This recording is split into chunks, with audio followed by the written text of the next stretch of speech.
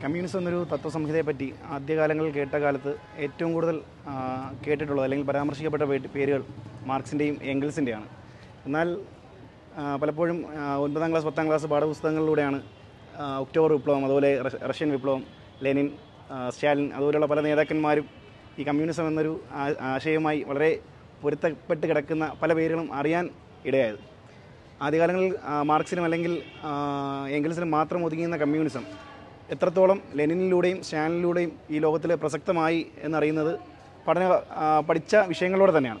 അതിൽ ഏറ്റവും പ്രധാനപ്പെട്ടത് റഷ്യൻ വിപ്ലവമാണ്. നമുക്കറിയാം 1917 സാർ ചക്രവർത്തിമാരുടെ ഭരണത്തിനെതിരെ വളരെ ശക്തമായിട്ട് പോരാട്ടം നയിച്ച ലെനിൻ്റെ ആ ഒരു പോരാട്ട വീര്യത്തെക്കുറിച്ചും അതോടൊപ്പം തന്നെ മാർക്സ് എഴുതി വെച്ച പല കാര്യങ്ങളും, മാർക്സിൻ്റെ കമ്മ്യൂണിസ്റ്റ് മാനിഫെസ്റ്റോയിലായാലും അതുപോലെ തന്നെ മൂലധനത്തിലായാലും പറഞ്ഞിരിക്കുന്ന പല കാര്യങ്ങളും എങ്ങനെ പ്രാവർത്തികമാക്കാം, അല്ലെങ്കിൽ എങ്ങനെ ഒരു മികച്ചൊരു രാഷ്ട്ര നിർമ്മിതിക്ക് വേണ്ടി എങ്ങനെയെല്ലാം മാർക്സിൻ്റെയും എംഗൽസിൻ്റെയും തത്വശാസ്ത്രം അല്ലെങ്കിൽ അവരുടെ ഐഡിയോളജി എങ്ങനെ ഉപയോഗപ്പെടുത്താമെന്ന് പ്രാവർത്തികമാക്കി കാണിച്ച ഏറ്റവും മഹാനായ വ്യക്തി തന്നെയാണ് ലെനിൻ. ലെനിൻ്റെ 100ാം വാർഷികം ആചരിക്കുന്ന സമയത്ത് നമുക്കറിയാം ഒരു മാനവരാശി, നമ്മൾ ഈ കാണുന്ന മാനവരാശി എങ്ങനെ ഒരു മനുഷ്യനെ എങ്ങനെ മനുഷ്യനായി ജീവിക്കാൻ പ്രാപ്തനാക്കുന്നു എന്ന ഐഡിയോളജിയുടെ പേരാണ് മാർക്സിസമെങ്കിൽ ആ മാർക്സിസത്തിനെ എങ്ങനെ കൃത്യമായി മാനവരാശിയുടെ ഉയർച്ചയ്ക്കും അതുപോലൊപ്പം തന്നെ മാനവരാശിയുടെ വളർച്ചയ്ക്കും വേണ്ടി കൃത്യമായിട്ട് ഉപയോഗിച്ചിട്ടുള്ളത് ലെനിൻ എന്നൊരു ഭരണ നേതാവാണ്. നമുക്കറിയാം സോവിയറ്റ് യൂണിയൻ്റെ ആരംഭം എങ്ങനെയാണെന്നറിയാം.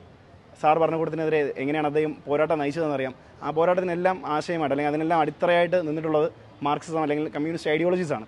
അപ്പോൾ ആ ലെനിൻ്റെ പലപ്പോഴും നമുക്കറിയാം ലെനിൻ ഒരു കമ്മ്യൂണിസ്റ്റ് അല്ലെങ്കിൽ ഒരു മാർക്സിസ്റ്റ് നേതാവ് എന്നതിനേക്കാളും ഉപരി ലെനിൻ സ്വീകരിച്ചിട്ടുള്ള പല നയങ്ങളും കർഷകൻ്റെ ഭൂമി കർഷകന് തന്നെ തിരികെ നൽകുക, അതോടൊപ്പം തന്നെ ഒരു പ്ലാൻഡ് എക്കണോമി, എങ്ങനെ കൃത്യമായൊരു എക്കണോമിക് പ്ലാനിങ് അങ്ങനെയുള്ള പല കാര്യങ്ങളും കൃത്യമായിട്ട് പ്രാവർത്തികമാക്കി മനുഷ്യനെ എങ്ങനെ മനുഷ്യനായിട്ട് ജീവിക്കാൻ സാധിക്കും അല്ലെങ്കിൽ എങ്ങനെ അങ്ങനെ പ്രാപ്തനാകാം, ഈ വകയുള്ള കാര്യങ്ങളെല്ലാം കൃത്യമായിട്ട് മനുഷ്യരാശിക്ക് സംഭാവന ചെയ്ത ലെനിൻ്റെ 100ാം ചരമവാർഷികം അത്രത്തോളം പ്രസക്തമായൊരു കാലഘട്ടത്തിൽ തന്നെയാണ് നമ്മളിന്ന് ജീവിച്ചിരിക്കുന്നത്.